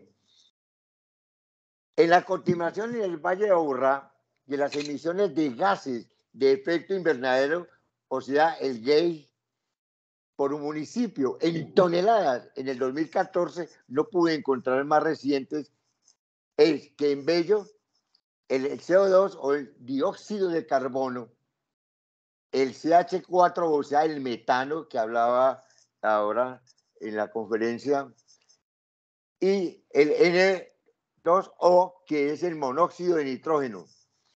En Bello se producen en el año 164 toneladas de CO2, de metano casi 3 toneladas, y el gas más tóxico, que es el monóxido de nitrógeno, 2,2. Le sigue después Itagüí, con 220 toneladas, más que en Medellín, 11 toneladas de metano y 3 toneladas de monóxido de nitrógeno. Y Medellín, con los límites de Medellín propiamente, que están limitados con Envigado y con Bello, producen 195 toneladas y 20 toneladas de metano. Eso es peligrosísimo. Y casi 4 toneladas de monóxido. En total, son 1.120 toneladas de CO2, el dióxido de carbono, y 60 toneladas de metano y 18 de monóxido en un año. O sea que esa es una realidad de que estamos contaminando. Otra realidad es el rol de tiempo o la ruta del tiempo de la normatividad de transporte sostenible. En Colombia empezó en el 2009 con la declaración del crecimiento verde de la OCDE, que fue esa organización de los países en que ya está Colombia. Y ahí ellos fueron los primeros que dijeron, pónganse las pilas, señores. En el 2014 aparece la Mesa de Transporte Sostenible, conformada en el desarrollo de la agenda ambiental interdisciplinar entre Minhacienda y mi transporte, mi ambiente y mi transporte. En el 2015 aparece el Gran Acuerdo de París, recordemos, donde el compromiso para la mitigación y adopción del cambio climático en la resolución del 20% del gas de invernadero a 2030, el 20% reducción, y ratificado con la ley 1944 del 2017. En el 2016 salió el plan fluvial, plan maestro fluvial, que afortunadamente es el que menos emite CO2. En el 2017 aparece el decreto 1116, modificado posteriormente, donde dice que el arancel permanente 0% para carros eléctricos y el 5% dedicados a gas natural. El arancel del 5% por contingencia hasta el 2027, o sea, para los carros híbridos. En el 2018 aparece la gestión del cambio climático. Ya en el 18 ya se preocupan por ese cambio que hemos hablado hoy. Una propuesta era plan integral del cambio climático sectorial en el transporte. Y el COMPES 3934 insiste en el crecimiento verde a través de las reforestaciones. Y el 3943 en calidad del aire. Después sigue el 2019 con una ley en el que hay una resolución que los energéticos de baja o cero emisiones ya empiezan a hablar de eso. El programa de modernización del transporte de carga es de más de 10,5 toneladas que habían que cambiarlos y sacarlos. El plan energético nacional. En el plan energético nacional o PN del 20 al 50, ahí salió el Plan Nacional de Desarrollo de 2017 al 22. También sale ya en el 19 los decretos para parqueaderos preferenciales para vehículos eléctricos y descuento de un valor de revisión tecnomecánica para vehículos eléctricos. O sea que estamos en una realidad hacia buscar soluciones a través de estos decretos para ir conformando ese gran conciencia de cambiar. Hay una resolución de calidad del combustible. Acuérdense que el diésel que vendían para Antioquia era de pésima calidad y el gobernador anterior y el alcalde también insistieron en mejorar el diésel para Medellín en las partículas. Ya en el 2020 aparece el Plan Maestro Ferroviario, el cual conozco muy bien, y ya hay 7 medidas de mitigación, hay 5 medidas de adaptación, 3 medidas de mitigación de carbono negro, y ya se habla del plan ferroviario con locomotoras eléctricas, ya mínimo diésel, y con carriles de anchos internacional. En el 21, el año pasado, ya saben, en la transición energética, la resolución de programas de uso racional. En la ley 2128 hay una promoción para el gas de combustible. Hay acciones climáticas. La estrategia para el 2050 es carbono neutralidad y la hoja de ruta del hidrógeno, que nos tenemos que preparar, como acabamos de escuchar, que es difícil, pero ya es una realidad. Y el año pasado, en 2022, el COMPIS 4075, hay una transición energética donde ya entran nuestros nuevos ministros de Hacienda, Energía, y hay una resolución 762 del 2022 que hay límites de emisiones para fuentes móviles. O sea que esto es una realidad. El gobierno de Colombia en la Estrategia Nacional de Transporte Sostenible para el 2022. O sea que ya esto es una realidad. La visión de largo plazo en el sector del transporte, en la movilidad e infraestructura sostenible para óptimos resultados y costos óptimos, habla lo siguiente: la red de vías primarias y secundarias actualizadas como vías inteligentes que reduzcan el riesgo climático, aumenten la seguridad vial y mejoren la eficiencia energética. El transporte marítimo y fluvial inteligente integrado a la cadena de suministro intermodal y aumento de la integral ecológica, base del transporte fluvial adaptado, que es el mejor, el marítimo y el fluvial. La infraestructura vial, resiliente al clima y a la gestión del paisaje multidimensional para reducir la vulnerabilidad y el riesgo del entorno relacionado con las vías terrestres, puertos y aeropuertos. Está la desintegración de vehículos para reducir la circulación de equipos con tecnología contaminantes y obsoletas, o sea, la destrucción de camiones y ya viejos y los motores que producen eso. El pico de gasolina y el diésel para el 2040 y fin de ingreso de nuevos vehículos movidos por esos combustibles. O sea, un pico de gasolina, ya no más, para el año 40. El transporte aéreo y aeropuertos con tecnologías que reduzcan el riesgo por cambio climático, el ruido y las emisiones del GI en los correspondientes a Colombia, desarrollándose aumentos de productividad y mejora constante. Y por último, fomento al desarrollo y adopción de tecnologías de transporte de carga pesada y maquinaria amarilla a partir de energías. Tenemos también, la siguiente es una eficiencia energética de la UNME en el transporte. Nos dice evitar, cambiar y mejorar. Evitar o reducir la necesidad en el número y en la distancia del viaje. Usted antes tenía que ir al Éxito a comprar un quesito en carro. ¿Por qué no lo hace ahora a pie o lo hace en el metro o simplemente deja hacer un mercado uno solo y no 5 mercados? Eso es la eficiencia del sistema. Cambiar a modos de transporte más eficientes. Esa es la eficiencia del viaje. O sea, obligar a tener carros eléctricos o bicicletas o algo así, cambiar. Y mejorar la eficiencia energética en relación a la tecnología del vehículo. Eso es eficiencia del vehículo. Eso lo podemos aplicar como evitar, cambiar y mejorar.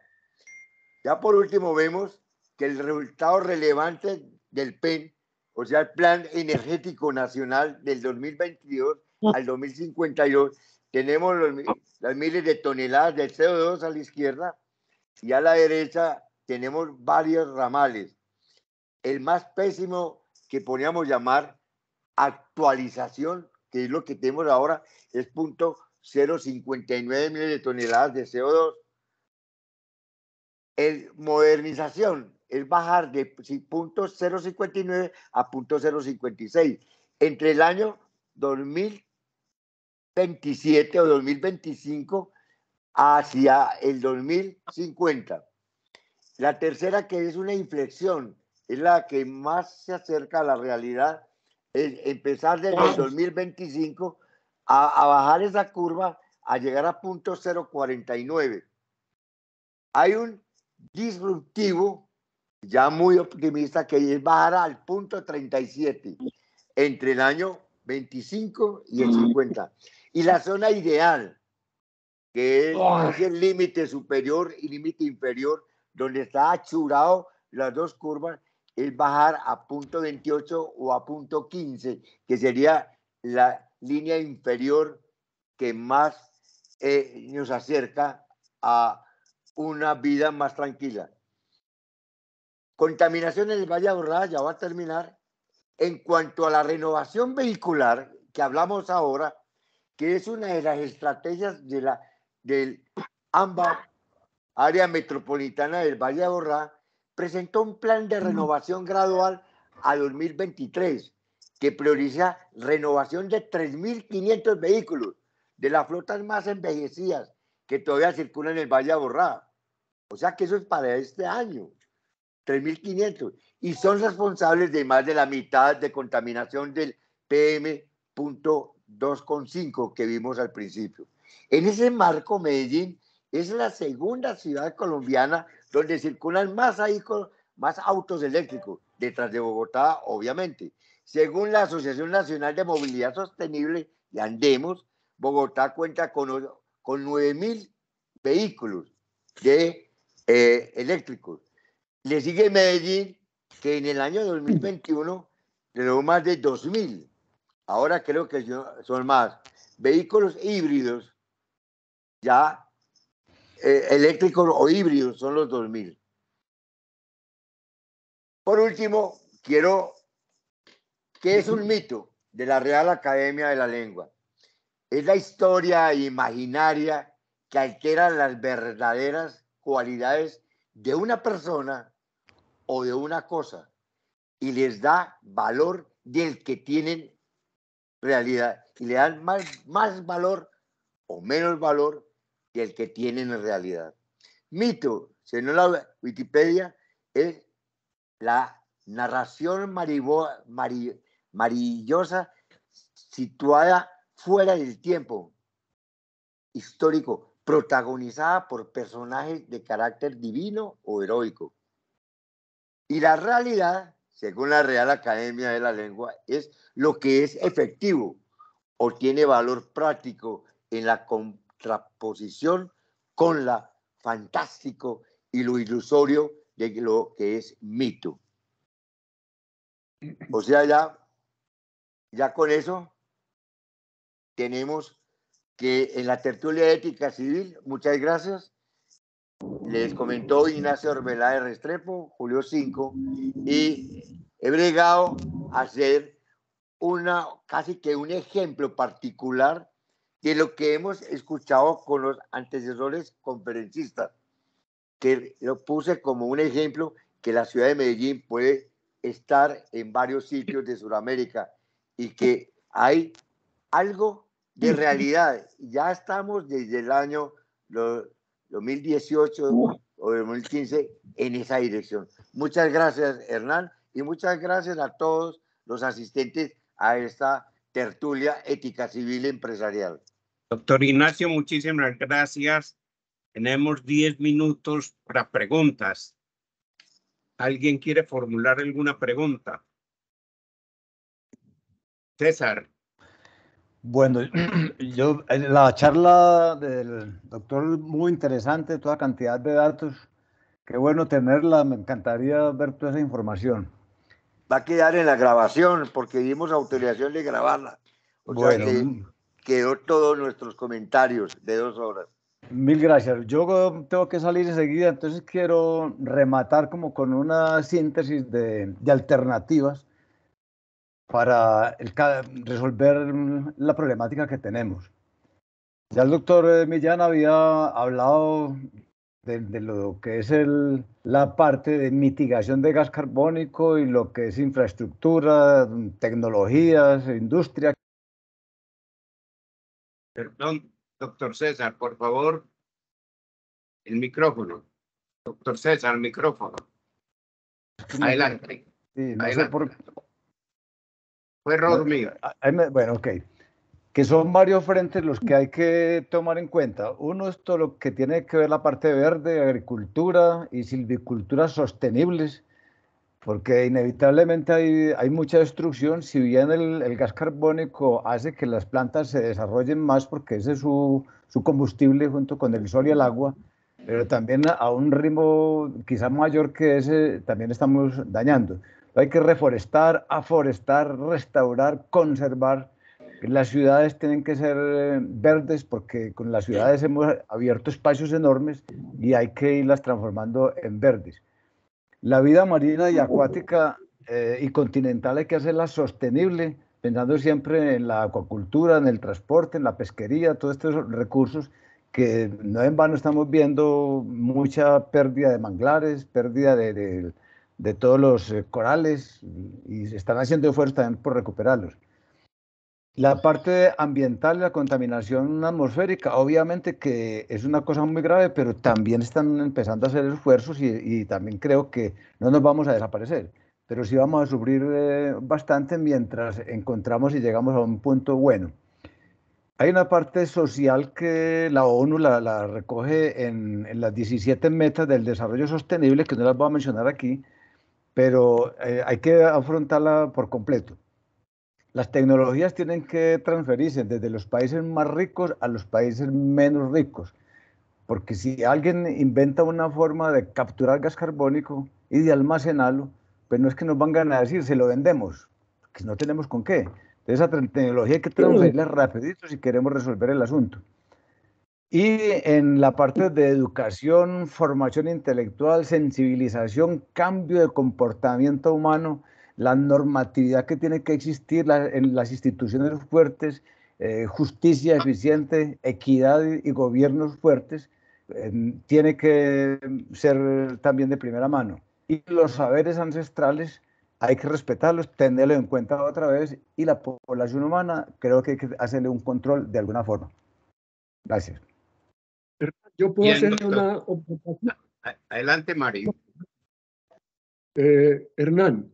Sí, adelante. En la altillanura llanera, con unos suelos pobrísimos, similares a los de la zona del Orinoco y el Amazonas,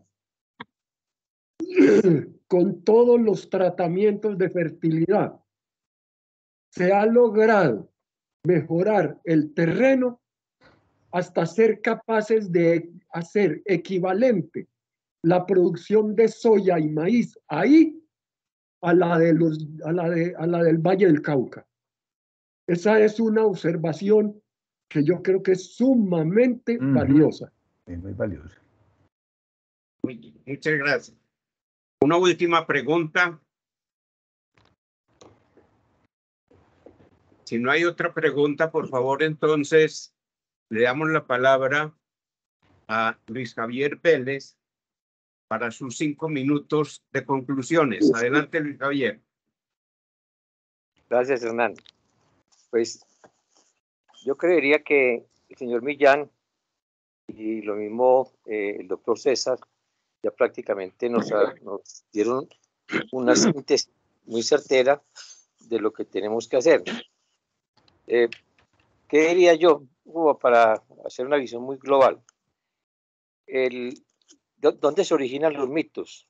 Muchas veces en las narrativas ambientalistas que carecen de información científica. Entonces, frente a esas narrativas ambientalistas, hay necesidad de oponer los conceptos científicos que se han expuesto aquí para mostrar que el cambio climático es una realidad y los efectos invernaderos también son una realidad. Pero es una realidad compleja, no es una realidad sencilla. No es sino mirar, por ejemplo, lo que nos acaba de exponer precisamente Ignacio, refiriéndose al tema de transporte, todos los elementos que están involucrados, legales, técnicos, ambientales, ¿cierto? Y toda la normativa que tiene que girar en torno a eso, todos los acuerdos sociales que hay que lograr. Y eso es a nivel, digamos, de un solo sector de la economía, en este caso sería el sector transportes, pero el cambio tiene que afectar toda la industria y los estilos de vida. Realmente eso es un problema donde todos podemos aportar para bien o para mal. O sea, podemos ser parte del problema, pero también podemos ser parte de la solución. Y simultáneamente vamos a hacer, mientras estemos en ese proceso de transición, que creo que estamos asistiendo a un proceso de transición, vamos a ser parte del problema, pero también podemos hacer parte de la solución. Hay que enfatizar mucho en ese aspecto de dar a entender que la realidad, en este caso, porque hablamos de emitir realidad, es el cambio climático y los efectos invernaderos. Insistir mucho en que eso no son teorías conspirativas, por ejemplo, porque se las mira, o no asumirlo bajo la concepción de teoría conspirativa. Uno, por ejemplo, mira que la gente se enfoca en culpar o a la ONU o a ciertos gobiernos de tener intereses ocultos en este sentido. Yo creo que eso, como se dijo en alguna oportunidad en la discusión, es perder el tiempo. Nosotros tenemos que estudiar los problemas, porque es un problema que tenemos encima, no es una cosa que nos va a suceder, sino que nos está sucediendo, ¿cierto? Y las respuestas tienen que ser respuestas en cada nación, en cada región, diferentes, porque pues estamos, a veces, no obstante que es un problema global, los efectos son diferentes de acuerdo a al sitio o al país en el que nosotros estemos habitando. Por eso me gustó inclusive la intervención de Luis Fernando cuando dijo que la ONU le decía a los africanos, bueno, pero ustedes también tienen un problema de alimentación. Entonces, no podemos volvernos tampoco monotemáticos con este tema del ambientalismo o del cambio climático, siendo el problema central de la, diría yo, pues digamos, de la humanidad en este momento, porque eso afecta todos los estilos, es transversal a todos los estilos de vida. Pero me gusta mucho también la visión que tiene José Hilario. José Hilario nos muestra que hemos hecho mucho énfasis en el tema del cambio climático y nos hemos olvidado los efectos, el cambio climático y los efectos colaterales del cambio climático, pero no por el uso de las energías fósiles. Pero nos hemos olvidado de los grandes beneficios que ha implicado para la humanidad el desarrollo industrial. Entonces, si nosotros no empezamos a estigmatizar el desarrollo humano en los últimos 200 años, pues damos cabida a visiones populistas como las que tenemos aquí en Colombia con Petro, en fin, donde desde narrativas falsas, desde el punto de vista político, se quiere acabar con el petróleo, se quiere acabar con el gas, se quiere acabar con la industria, y entonces, en vez de avanzar, retrocederíamos. De modo que es necesario que enfaticemos la necesidad de que las mismas universidades se empiecen a trabajar seriamente estos temas. El José Hilario también habla de unos expertos que pueden ser contratados por estas multinacionales, etcétera, para desinformar. Y eso se ha presentado, no es la primera vez, ni será la primera, ni la última que se presente en la historia de la humanidad, que frente a un problema global existan científicos que son capaces de venderse a gobiernos o a corporaciones multinacionales para dar conceptos falsos. Acordémonos que cuando el tema creo que era del plomo con respecto a la gasolina y todo, que se negaba pues o el cigarrillo que mataba a la gente. Entonces estamos enfrentados a un problema en el que también tenemos que mirar todas esas narrativas falsas y estar permanentemente dando información. Yo felicito a cada uno de los exponentes. El doctor Ignacio es un experto en temas de transporte y nos hizo una exposición muy brillante. El doctor Luis Javier Botero nos hizo una pregunta fundamental, ¿cierto? Si la humanidad va bien y cómo y qué deberíamos hacer para garantizar un futuro. Y nos habló entonces de habilidades, de arte, de ciencia, de espíritu, recursos, liderazgo, organización. Todos esos elementos son importantísimos. El doctor José Hilario hizo unas investigaciones y es un estudioso de estos temas. La participación por primera vez, si quisiéramos que nos pudieran seguir acompañando, del doctor Jaime, del doctor César, del doctor William, del doctor Millán, creo que son valiosísimas y elevan mucho, digamos, estas discusiones y este interés que ha tenido Hernán de crear, de despertar el sentido de la ética. Fíjate que unas reuniones de estas no son masivas, pero gracias a Dios quedan grabadas y entonces se pueden después reproducir. Mario es un gran investigador en todos estos temas. Él ha escrito varios libros sobre economía natural, de modo que, y relaciona todos esos temas con el tema ético también, explica muy bien cómo es el tema de los ciclos naturales, que también hay que tener en cuenta cuál es la participación de lo antrópico y de lo natural, que todavía está por definir. El mismo doctor César lo admitía. Entonces estamos frente a un problema complejo y no podemos pensar que tenemos soluciones sencillas para eso. Esa sería como mi reflexión final. Bueno, muchísimas gracias, Luis Javier. Muchísimas gracias a todos los participantes, a los expositores.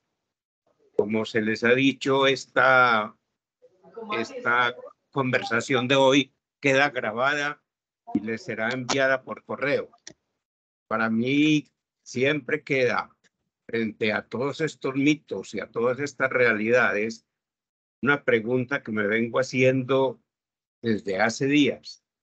¿Qué habrá detrás de todo esto de aquellos que quieren una sola moneda para el mundo, un solo gobernante para el mundo, una sola religión para el mundo? Les dejo esa inquietud y de pronto puede ser tema para otro día. Buenas noches. Gracias, Buenas noches, Hernán. Hernán. Muchas gracias, Hasta doctor, por luego, la hasta luego. explicación. Amable, gracias. Muchas gracias, Hernán, por la oportunidad que Buenas nos noches diste. a todos y muchas gracias. Muchísimo Muchas gracias por la atención prestada por ustedes para este servidor. gusto. Bueno, A todos los que participaron, mil gracias. con Gracias a mucho todos gusto. ustedes. Muchas gracias.